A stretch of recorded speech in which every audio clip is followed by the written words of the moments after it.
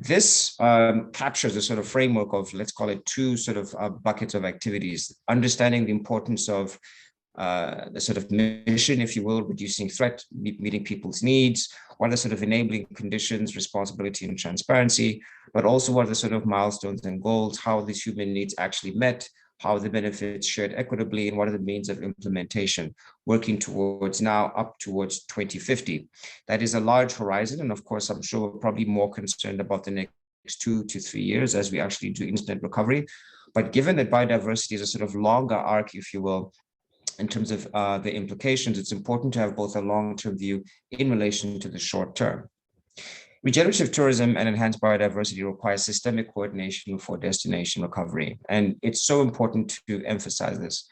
All too often, some of the challenge of the strategies around the tourism sector might see themselves within a particular silo, but it's important to understand that it actually operates in a much larger continuum, which is a combination of tourists, local residents, local government, as well as tourist service providers. And these all come together around essentially 6 key buckets: policy, markets, human capital, finance, culture, and support professionals.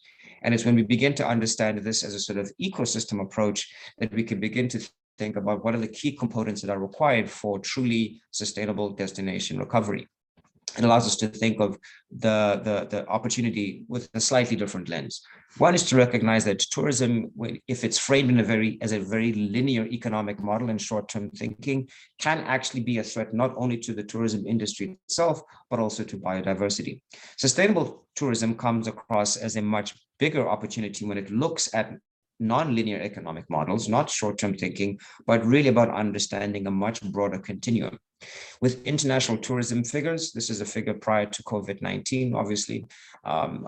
What was still interesting to look at this particular diagram is the distribution of these activities, the distribution of these movements in relation to natural environments, and of course, the potential that large parts of the world can still unlock, because as we would hope, in terms of our recovery, we're looking at increased numbers of tourism arrivals throughout the world. But the question is, where are they going? And in terms of these destinations, to what extent are they ecologically sustainable? To what extent are they having a sort of long-term view? And to what extent are they fostering and increasing biodiversity and not being a threat towards it?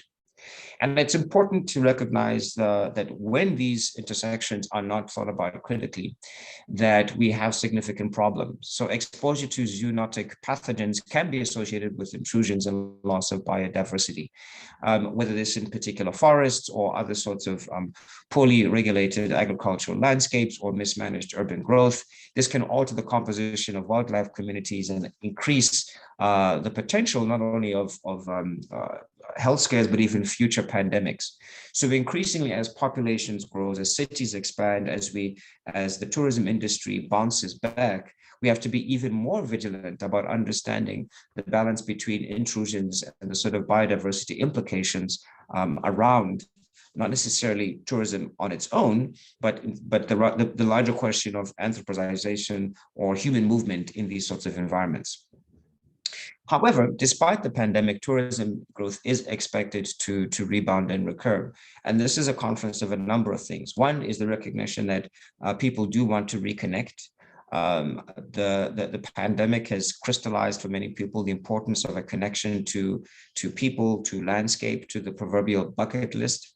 At the same time, populations are continuing to grow, particularly in the global south between now and 2050. So you could almost imagine with a sort of, let's call it par on par increase of the middle class, that there will be ambitions with regards to traveling and so on.